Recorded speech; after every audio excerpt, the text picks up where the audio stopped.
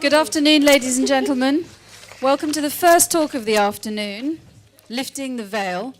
Please welcome to the stage Bonnie Greer, Ramita Navai, and Yasmin Alibi Brown. Thank you. Thank you. Good feedback. Is this sound all right? It almost sound like a rock band. There's an echo. Because there's feedback. Everybody okay out there? I'm okay. I can handle it. Okay. To be honest with you, I don't know how I'm going to talk to these two writers, these two women, in 50, well, we don't even actually have 50 minutes, less than 50 minutes. I don't know how, but I'm going to try my best and leave time for you to speak to them or make your thoughts as well. I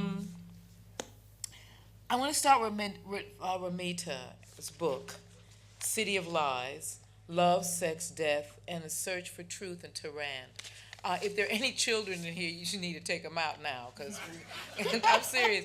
And this, I don't even know how to begin to, oh, I heard a baby, but that's, I don't even know how to begin, Ramita, with this book. This is extraordinary. What she's done is quite simply gathered, well, it's not simply, she's gathered together the lives of several people on a particular street, the main street of Tehran, and she's told their story. And it's the kind of story that those of us who are not familiar with Iran, those of us who live in the West mostly and get our information, our news from the Western press and the bias and point of view, would never imagine. Of course, it's the story of human resilience. It's the story of how human beings live under pressure anyway, the way they always have. But this series of stories is quite extraordinary for how she's put it together. She's done her work as a journalist, but to protect the identity of various people, she's sort of fictionalized it a bit, and I mean that at the highest compliment, in that she's built these stories, she's given them different names, and she's built these stories so that you read them as a narrative. And I'm telling you, it's a page turner.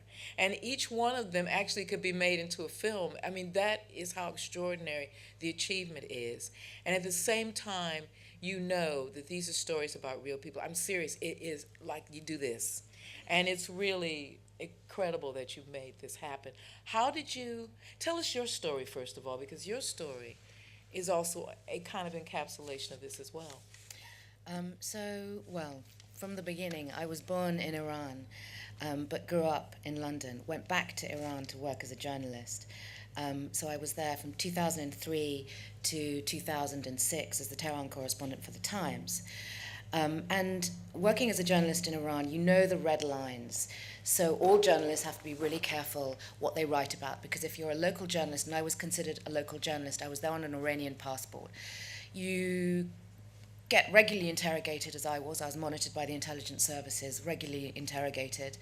At worst, you get imprisoned for a long time, or even worse, there have been many journalists who have been executed since the revolution. As a foreign journalist, you have to self-censor as well. So Western journalists self-censor when they're in Iran. Otherwise, you'll be kicked out, and a few Western journalists have been kicked out in the last 20 odd years.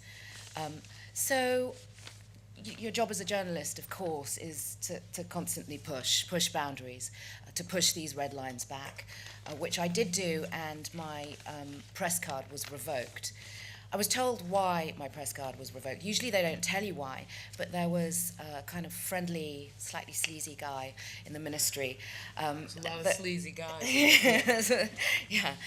In the ministry that oversaw journalists. And he told me pretty straight that I'd written some articles about a well-known human rights case. It was an original revolutionary who turned against the regime, and he'd been imprisoned. I think he'd spoken against the supreme leader. As your microphone No, keep going. He'd spoken against the supreme leader. Just technology. So, been imprisoned, and he was on hunger strike. I'd written about this.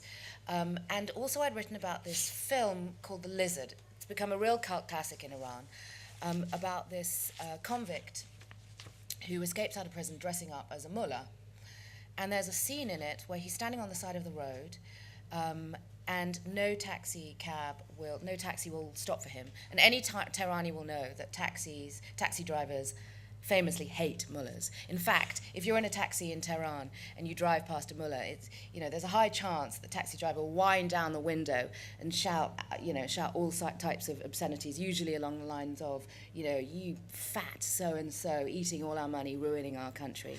So at this point in the film, and of course the film had already been passed by the censors, I was watching it in the cinema, and the cinema just erupted into applause and just ecstasy, really, at this scene. And of course, the censors, they always have a real humor bypass. They never get jokes. And they only get them when they work through audience reactions. So when the audience did react, they quickly pulled the film. Film was banned, but I'd already written about it, and I'd written about this amazing reaction. I think my article had started off with, have you heard the one about the mullah and the duck? Because any good joke in Iran is usually about a mullah, and then usually involves a mullah being very lascivious. So that's why my press card was revoked. And I decided when it was revoked to do something useful. They said, it'll kind of rap on the knuckles. You probably will be banned from working for 3-4 months. So I started teaching English. I volunteered to teach English at a school in deepest, darkest South Tehran, where the children were Afghan children, children of gypsies, and children of prostitutes, none of whom have a right to education in Iran. And it was there, really, that this new world kind of opened up for me. And at the same time, I'd made friends with a prostitute who I'd met at this methadone clinic in South Tehran, high drug rate in Tehran. And we had this curious friendship. She was fascinated by me and I was fascinated by her. And she took me round this South Tehran that I didn't really know existed, around her stomping ground, which was, parks strewn with needles, her madame, pimp friends, among the brothels of South Tehran. And I'd go to North Tehran, kind of rich, liberal North Tehran, tell my friends who were born and bred Tehranis about these stories that I'd come back with, and their jaws would be on the ground. They were shocked about this Tehran that I was describing to them. I hope this thing is still working because something fell down. Anyway, as long as you can hear us, what matters. This is called Lifting the Veil, and I took some words down from your book that I think sort of flows into what Yasmin will probably be talking about as well. But so we Westerners who've not been to Tehran, have not been involved in any of this, have this image of Tehran. I certainly do. Everybody walking around, all the women are veiled up, the guys, blah, blah, blah. And these are the words I took from your book of the lives that you found. A favorite phrase in Tehran is going to San Francisco. BBC Persian came up. There's a story about a boy named Hamir whose parents are hung in prison. There's a section of the burial ground where people are buried who've been against the regime called Land of the Damned. The book is about drug runners and gangsters. There are a lot of them in there. There's a lot of meth smoked in this story. There's a police chief charged with cleaning up behavior. Of course, he's caught in a brothel. There are temporary marriage contracts that prostitutes use to get them off the hook. There's the cyberspace police that actually, you can be be a sex worker, which on the surface is supposed to be against the law, but actually you get executed because you're looking at a soap opera by satellite and they've got you. It's the cyber police. There are strapless wedding gowns, beautifully coutoured wedding gowns underneath capes so that people don't see what they're really doing. There are makeup artists who can turn a girl into a Western face that no one ever sees because she's covered up underneath. She looks like she looks like, I don't know, Barbie. There's a big thing about blue eyes being photoshopped in wedding pictures. There's homebrew, there's vodka, homebrew. Of course, there's the drug of choice, which is crystal meth, which if Breaking Bad ever gets there, they're really going to have a good time. There are Turkish soap operas that people access, courtesy of Rupert Murdoch. They have their own version of Come Dine With Me and The X Factor. guys will tell their wives they're going on the Hajj. Actually, they're sneaking off to Tehran. I mean, not to Tehran, to Thailand. There are marriages by Skype. That guys do actually get married on Skype. There are names like Darius, and Cyrus, which I was going to ask you about, which are the bad names. That means that you're against the regime, so they deal with people who've got those kind of names. And there's the fear of masturbation. There is a whole kind of life for women where behind the scenes teenage girls are like any teenage girls around the world, but the incredible subterfuge that has to be kept up, the hypocrisy, the effort at maintaining hypocrisy within marriage, the humongous Iranian porn industry, complete with veiled porn, where you can actually see, the things that it is amazing. And you come away from these stories realizing that no matter how old you get, there is always this human activity that you discover underneath this thing that we call, that the regimes, that dictatorships have put up. How did you feel when the story that really got me was the sex worker story, Yeah. and I'm so happy that she had an ending that you had to. How did you, when you first encountered these stories, how did you feel? Well, for me, I was discovering a lot about my country, and some of the references there, a lot to do with sex. And for me, that was really interesting because I realized through my research that there is this sexual awakening that is happening in Iran at the moment. Yes, there are lots of depressing factors about Iranian society, and because of 30 years of an oppressive regime, what has this done to the lives of people? It's created quite a sick society. But on the other hand, it filled me with hope. So sex among the young, sex is an act of revolt, really, among the young. So young people do use sex as a reaction against the rules and regulations that are forced on them. As one young Iranian said to me, that only in sex do the young feel really free. They have ultimate control over their bodies. So there were lots of kind of aspects of society that I was learning about as I was researching this book. And it did fill me with optimism. The sort of artistry of this book that I really love as someone who writes fiction. Namita's picked out, because always in fiction you pick out the things that actually tell the story, that actually open it. And she's found things like, she'll talk about, or she'll point out the film The Double Life of Veronique, which is one of my favorite films. Of course, it's the metaphor for the book. She'll talk about, she'll find a book on a shelf, Marquez's great book, 100 Years of Solitude, which is the metaphor for the book. And you see within these true stories that she's put together, this narrative for me, and I don't mean to say that it's all about people sort of running desperate, it's about people being free. And they are free. They are free beneath this veil. They have found a way to do this. And it's one of these kind of, I felt as a non-Muslim woman reading this, I felt in a way that I've been cheated or lied to, in a sense, that there's some conspiracy, and I don't mean literally like with people in dark rooms with cigars. I mean, there is a kind of conspiracy toward non-white, non-Christian people, in a sense. You get to sort of see how the kind of shape of the world, that there are stories that are not being told. There are points of view that are not out there.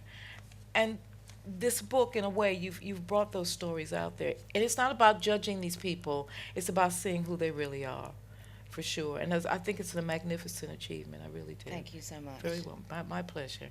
And I want to go to Yasmin, because actually Yasmin's working on a book now, which is about the veil and one of her passions. She wants, When I first heard Yasmin talk about this, about taking off, Yasmin. I mean, she and I are kind of the same. We're the people we're the little kids in the crowd who were the emperors walking past, and we're screaming, "Put your clothes on!" and they kind of try and smash us, continuously. So when I heard Yasmin talking about the veil and how she felt, my first reaction, spending a lot of time in France, is you see women who are fighting to have the veil. And partly it's about asserting their own identity and their own personhood and who they are. But Yasmin has another take on the veil, and she'll tell us about this. Thank you, and well done for writing this book. Iran is Absolutely. just such an astonishing, such an astonishing country. A few years ago, they had a series called Divorce Iranian Style. I don't know if anybody here saw it.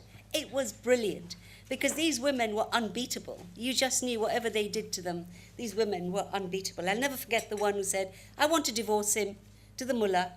"Why? I don't like him."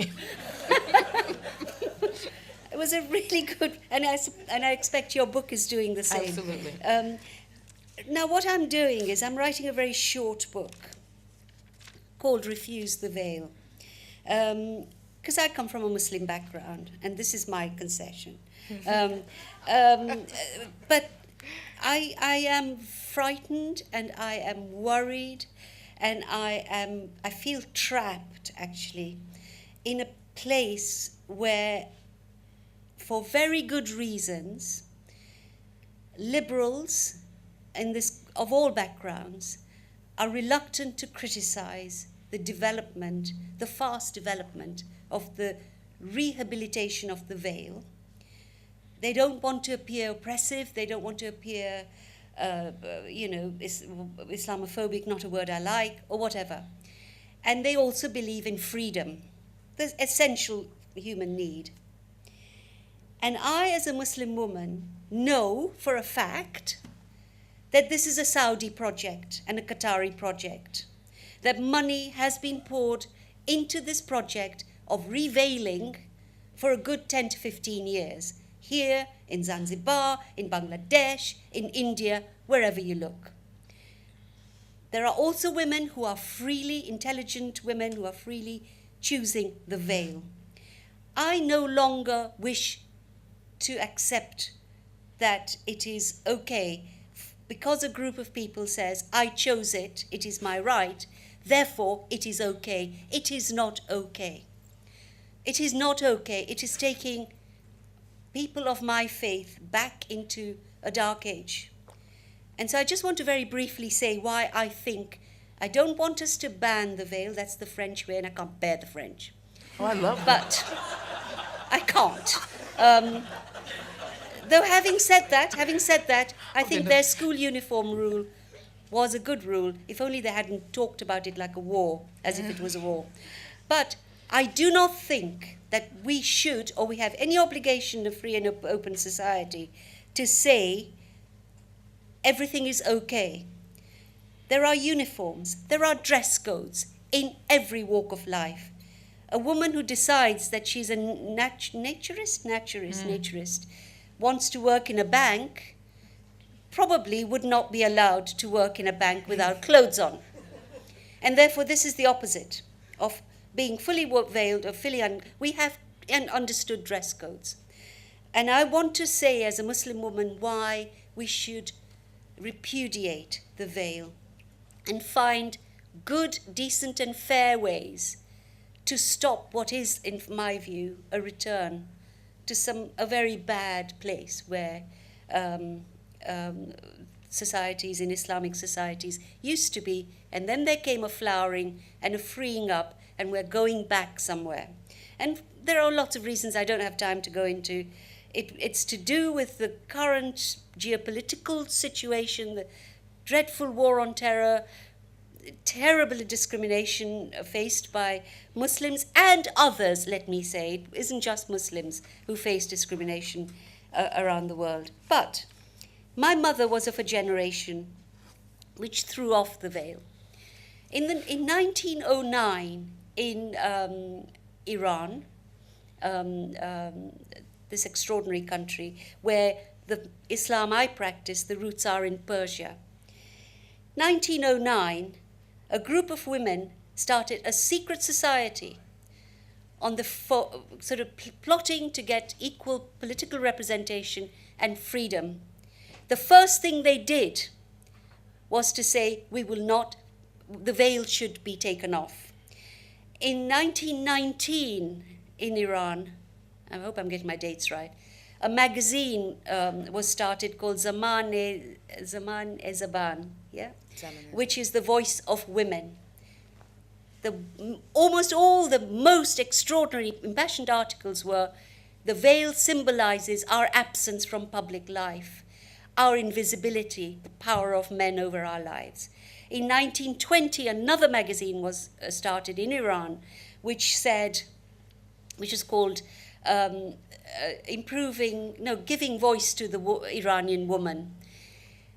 Those women who started these magazines were attacked, their homes were burned down. These were the suffragettes of the Muslim world. In Egypt, in the 1920s, a woman called Huda Shawari, rich, aristocratic, very educated. Her husband had just died. Something happened to her. She came off the train one day in Cairo Central Station and took her veil off. Until that moment, no woman's face was seen in Egypt. And I hear this, I haven't confirmed this story, but I've heard this from many sources.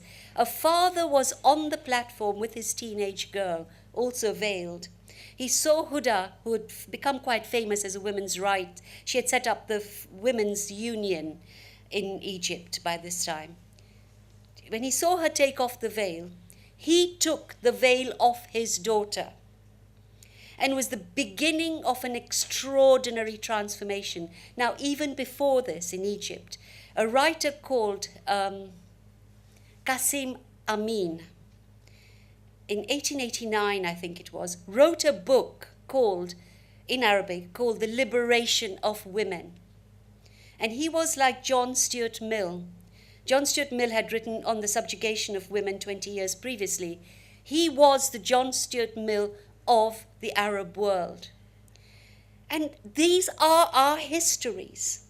And my mother's generation, inspired by these women, threw off their veil. One day, they decided, they went to mosque, and they took off all their veiling. They went in, when they went into the prayer hall, they covered their hair, like Catholics do and everybody. Before they went in and after they came out, they took those off. And it was an extraordinary moment. And some of her friends were beaten, they were divorced. One of them had acid thrown on her. Nurbanu was her name. I remember her saying to me, yeah, her stupid husband threw acid on her face. He was a bad man, but a good man married her afterwards. Now, I find this astonishing period where young women are saying to me, this is our politics, this is our mark of freedom. Nowhere in the Quran does it say cover your hair. Nowhere. Nowhere in the Quran does it say cover your face. It is, when you go on Hajj, you do not cover.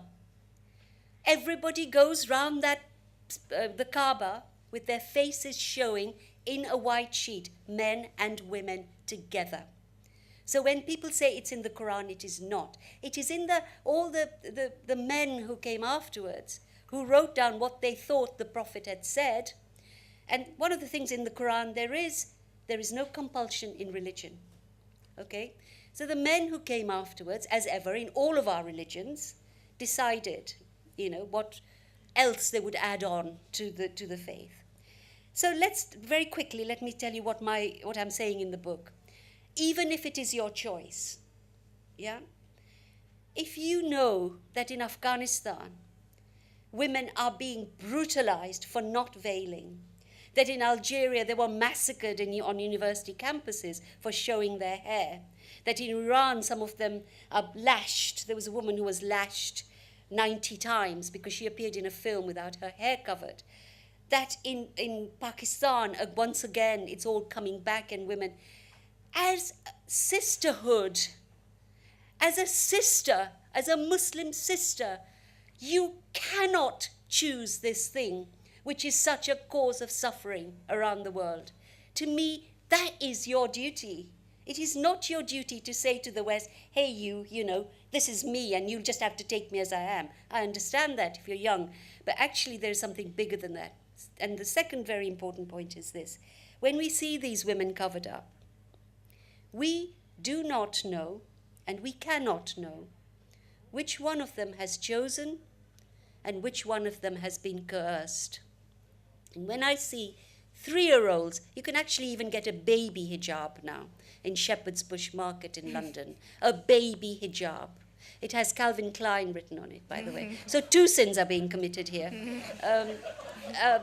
You know, when I see a baby, a 3-year-old, a 5-year-old with their hair covered up, their neck covered up, sometimes in these gowns, they're sexualizing these children as much as those children who walk around with boob tubes and revealing Barbie clothes. It's the same thing. They are children. They're not sexual objects. So I'm writing this book, which is probably get me in a lot of trouble, which is making these arguments that it's time millions of us Muslims who don't veil have felt scared to say no to the veil. And I want to say no to the veil. Thank you.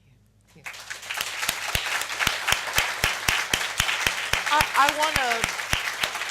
I want to throw a devil's advocate question out because, of course, I agree with you. But I want to just throw this out because I know several hijabi and young women in their 20s who are at university, very intelligent women who are, and they're veiled. Some of them are even niqab. I mean, they really are. And I've asked them why. Before I tell you why, the other thing is David and I have a place in France, and we go there a lot.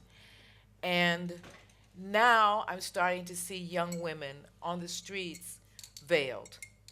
And I have to say it makes me feel happy. And the reason I'm saying that is not because they've got veils on their face, but somehow they've rejected the whole stereotype of what a woman is in that particular culture, because there's a lot of pressure on you in French culture to be a certain way, look a certain way, much more overt than it is in British culture. And these women have said no. And the women who I've talked to who are university students who wear this have said the same thing to me, that for them as 22, 23-year-olds, all they see is the sexualization of women in this culture. They see the pressure on women. They see the pressure on women to dress a certain way, be a certain way. And so for them, the veil is a no. I'm not doing that. I'm not an object. I'm not going to be objectified. So that's one of the things I wanted to ask you, how you feel about that, Anita, and then to come back to Yasmin. Okay, well, to pick up one of those points, I would say to those women that they should come to Iran, where, of course, the veil is enforced, and where the porn star look is huge. So in Iran, there's a big problem with prostitution. So I think the official figures on prostitution, I think it's 30,000 prostitutes in Tehran, which is a real underestimate. You can't tell the difference now between prostitutes and your ordinary Iranian girl because of the porn star look. So you can get very pious, conservative, well, no, perhaps not conservative, but you can get religious girls who still, believe in self-expression, who still would, take the veil off. I think the bigger picture here is that the veil has become a politicized object. And it's exactly the reverse in Iran as it is in France. And in both cases, it's a backlash against oppression. So if you are forced to do something, you are going to kick back at it. And that kickback is, is a political stand. It's to veil up if you're not supposed, and then to take it off. Exactly. So in Iran, the movement is against the veil because it is enforced. And what's interesting is that actually you will meet people from and I mean this now, very conservative traditional families, for example, who, you'll meet a man whose wife wears the veil, the chador, the black all-encompassing chador, whose children wear the chador, yet who strongly believes in a separation between the state and religion, for example, or he strongly believes that the hijab should not be enforced. So I think in Iran you see all these kind of shades of grey, but what you see is the absolute reverse, but it's as a political statement, as young women in France, for example, whose Tunisian mothers never wore the veil, Yes. but who now are using Or it Algerian as mothers don't. exactly, Yeah, yes. who this generation now are using it as a political weapon against what they see as oppression. Yasmin, before we go to questions, this is Jasmine. Well, I don't think you can make political choices as standalones. We're in a global world, and when you know that in your own country and everywhere else, it is a terrible thing of oppression, and it says this, the veil of any kind says this: woman is a danger, woman is a temptation, woman creates social disorder. The minute you put it on, you are agreeing to that. That is no revolution. That is not a revolution. And secondly, there was a study done with an academic in the US, took 23 Iranian women who were at university in the United States and the equivalent group in Tehran, and looked at what their body image was, what they felt about themselves. And there was more body image disturbance and obsession and slimming diseases in Iran, in the same group, than there were in the US. If you sit, I sometimes do this, I park in Harley Street. Who are the women going in for liposuction and plastic surgery? 50 to 60% are chadored, Yes, veiled that's true. women. Don't tell me they don't care about their body image. They're more obsessed with it. And in Egypt, in the years, they've started more and more covering up. During the revolution, rape went up phenomenally. When women were most covered up, but because they were in the public space, they were completely violated. So in what sense are they being more respected by covering up and giving into this idea of women are a danger? It's just rubbish. Sorry. Does any questions, any responses, any feelings, any thoughts? Anyone? Yes. Man? Yes. The first one. Yes. Good. I completely agree with what you say, and I can't really understand the other side of the argument. But if there was a mullah sitting here, what would he be saying to you? What is his argument to say this thing is That's what Muslim acceptable? women should do. You will go to hell. They've said it anyway. You'll go to hell. You know, you're not Muslim. She's not Muslim. She's evil. You're evil too. I'm just slutty. Don't say that about me. But no, sorry, interestingly, you ask about mullahs. So in Iran, when there's a big earthquake, a mullah will always come out and say it's the state of bad hijab. That's what's caused this, in all seriousness. In fact, I travelled around the country quite extensively last year, and Ahmadinejad left the country in a state. Inflation was 40%. The rial was its lowest against the dollar that it had ever been. I mean, the situation is very bad. Most Iranians have at least 2 jobs. Rents are going up. The price of cheese tripled in 1 year. So I talked to everybody wherever I went, and it was really quite phenomenal. The moment you left Tehran, men would say, well, you know why this has happened, don't you? Ahmadinejad, inflation. No, it's the state, the hijab. Look at all these girls with their hair hanging out.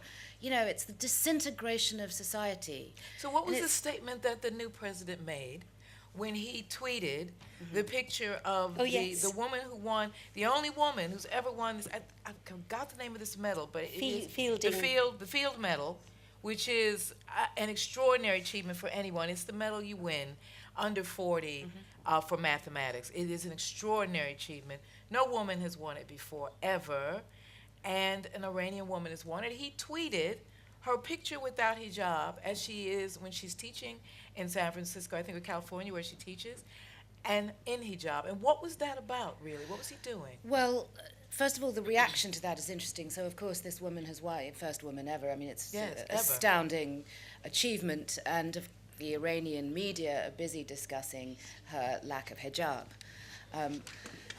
What Rouhani was doing is what he has been doing since he was elected. He's making all the right noises. So since he was elected, he spoke about women's rights, and he promised that civil society would clean up its act, would get better. However, this has not happened yet. So he can tweet as many pictures of women as he likes without the hijab. The reality on the ground is that there's a crackdown now against the hijab. Women have just been... The tweet was out to us. The tweet was out to anybody. So Twitter is banned in Iran, Yes. but most people have Well, they can something see called it. virtual private networks. Yes. So that's how you access Twitter and Facebook. But recently, women were banned from watching volleyball in Azadi Stadium. There's a renewed crackdown against hijab. Leggings have been discussed in Parliament, because leggings, of course, a great threat to the nation's morals. Well, then I would ask both of you this. How do you get this message? And I'm not talking about to, young women who, are out there taking care of children. I'm talking about women who are studying to be scientists, who are studying to be leaders in this country through their education, who are veiled, and who would have an argument with the both of you Sure. down to the ground about why they are. And it isn't, and it moves away from the Quran. It moves away from it as far as some of them are concerned. And it is about how they want to be perceived in this particular society in which we, as women of color, actually don't have a big voice in terms of how we look, how we are, how we present ourselves. And I'm saying this is the argument I get. This is, as you say, is for them a revolt. It is a way of saying, and I take on board what you're saying, because you're absolutely right. But I'm saying to the both of you, and I guess I'm saying to the audience, how do you talk to a generation of highly intelligent people who are going to be actually taking over the world in the fullness of time? How do you tell them that this is what you're doing? This isn't what you're doing. This is what you're doing. Well, you argue with them, but they're not susceptible to argument. But I think what we have to do, there are two things which would change things for us, at least in this country. We need to agree that there should be dress codes in school. I went to a school in Delhi, which is a hugely Muslim areas. Huge swathes of Delhi are residential areas for very poor Muslims, including migrants and so on. I did not see a single headscarf in this school in Delhi. So I asked the headmistress, what about hijab? She said, what about it? And I said, well, do they not want to wear it? She said, no. This is a uniform. A uniform says we are the same. It is to take away all differences of class, income, so on. We wear the same uniform. So I said, has never anybody asked? She said, yes, one family. It came from Blackburn. And I told them what I'm telling you. So a dress code which is fair to all. In Birmingham College, they had to back down last year, this year, I can't remember, where they said everybody has to show their face while in college. No helmets, no hoodies, none of these, and no full hijabs. Students, black students and so on, went on the rampage and they had to withdraw. That was a good rule. It applied to everybody. And I want our government to stop dealing with Saudi Arabia. The evil is Saudi Arabia. It isn't any other nation. And we are not stopping Saudi Arabia. They are perniciously getting into the heads of young people. 40% of Islamic societies in Britain are funded by Saudi Arabia. They don't do it because they like them. They do it because they want to push the Wahhabi Islam, which the poor Saudi women, who can't even drive, are fighting against. And here we are making these choices. I asked a mother why she had covered her child up, and she said, to train her. I said, to train her for what? So when she grows up, she won't refuse the jilbab. So you're telling me that's a choice? She's making a choice? She's been taught, she's been brainwashed. And I want us to do something about Saudi Arabia. Namita, Ramita, you have any feelings? I hate them. I guess my feeling would be that I believe that that people should feel free to self-express, even if it means wearing the veil in this country, and it should be through dialogue rather than enforcing a set of dress codes. Even though I'm against the hijab, I think that only causes a backlash, and I think this is why probably this has begun in countries like France. One thing I took away from Ramita's book, many things. But about 3 years ago, I began to realize that I was raised to believe that Europe is a continent. And of course, it isn't technically a continent. It is a peninsula. And when you read this book, and when you listen to Yasmin as well, or to anyone who's Muslim or Muslim background, you start to see that this is a peninsula. And that there's a huge, huge world, that we on our little peninsula, with our many rivers that really help to make us very powerful, our great river system and I call us the lucky peninsula, that the other side, the continent, is where I think a lot of the decisions, a lot of the world is going to be decided in the years to come. And when you read books like Ramita, when you listen to Yasmin, and we're waiting, with bated breath for her book, and I'll be standing next to you, sister. I'll stand next to you. That we need to pay attention. We must pay attention. And we must pay attention, and my big thing, also from the scholars, but we must pay attention from the mouths of people who are living it, who are in it, who have the background, who are it.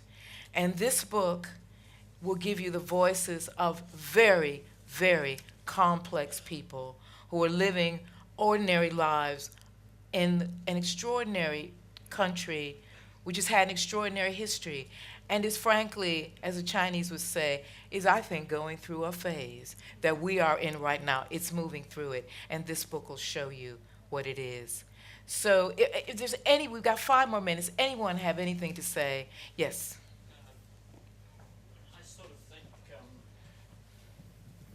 I sort of think that imposition of the veil is as much to do with the inadequacy of men. What is your view on that? Very good question. In the Quran it says, the only bit which is actually about women's clothing, there are lots of references to the veil, but they're not about clothing. It says, for example, the good, I won't remember exactly, but those who are good and those who are bad, there is a veil between us. So the veil is used metaphorically quite a lot. But the part where it says about clothes, it says, and women will wear something, lower their gaze and cover their bosoms and something, and men will dress modestly and lower their gazes. The same language is used for men and for women. And I'm quoting them in the book. The men have conveniently ignored this. And I think if I was a Muslim man, I would feel so insulted by this idea that I am so incapable of holding it back that if I see a woman's hair, I'm going to leap on her. I would feel so insulted as a man. I want men to be out on this demonstration. And just one little thing to say about the dress codes. We have to impose the dress codes because we now have situations where women doctors who are taking up the full veil are refusing to show this part of their body. They want it down to there. They can't work as doctors because you have to have sterile arms. There are situations in teaching where parents are saying quite rightly, I don't want to be taught by a person whose face my child cannot see. We are going to have dress codes. Ramita, how do you feel? Because partly some of this book, the subtext of this book, is about male privilege. I mean, you see a lot about men saying, this is going to hurt me if she says this. This is about me if it doesn't. am I misreading this, or? Well, I think what I loved, what you said at the beginning, that it's about kind of Iranian resilience. Iranians are the most adaptable people that I've ever met. And actually, I would say that where all these rules are bent and where Iranians lie, it is what you were saying, that Iranians have this very strong urge to be true to themselves. Yes. So it is because Iranians refuse to live by a set of rules that they may not believe in, or a set of rules that will inhibit their lifestyles, that they bend, they're flexible, they lie. So I would say that it's greater than that. And that, yes, on the surface, it's, a patriarchal society, which it is to its very core. And on the surface, there is male hypocrisy. But bubbling up underneath is a backlash from all corners of society. Absolutely. There are a lot of boys and men who are fighting against the system, that especially the young boys, that they're the most moving, because of course if you're born in something, that's what you're told it is. And a lot of these young guys are fighting to try, even though they're not getting any support from the West except to exploit them through media and so forth. But a lot of them are trying now to see their way through the society that they want to make. And that's one of the triumphs of this, is that the young, and I have total faith in the next generation. I think they're going to crack all of this. And we are at a crisis right now of a dearth of young men, really. We've not had so many young men in the world, ever, in humanity, Sure. who have been really, and I'm being banal about it, but who are at loose ends, actually. And they're in the prime of their life, they're young, and they have nothing to do. They have nobody to look up to, and this is brown men, black men, white men, red men. It's all over the world. It is an issue, and we have to show compassion, and we have to understand what's going on with young men. At the same time, we have to stand up, and I think this is certainly what Yasmin's talking about, and what you see in this book, with resilience, the courage, and the focus of these women, because they're about making the new world that's coming, that we don't even know what it's going to be. But with this book, you'll get a glimpse of the diversity of human feeling, of human power, of human resilience. And with Yasmin's book coming out, we're going to have a huge battle that needs to be waged in this country, and I'm going to be standing with her when the hammer comes down, because it will. So thank I you. won't be there. You won't be there. I'll be with you. Thank you, Yasmin. No, because you got to go back. And thank you, Ramita. Thank you very much. Thank you. Thank you.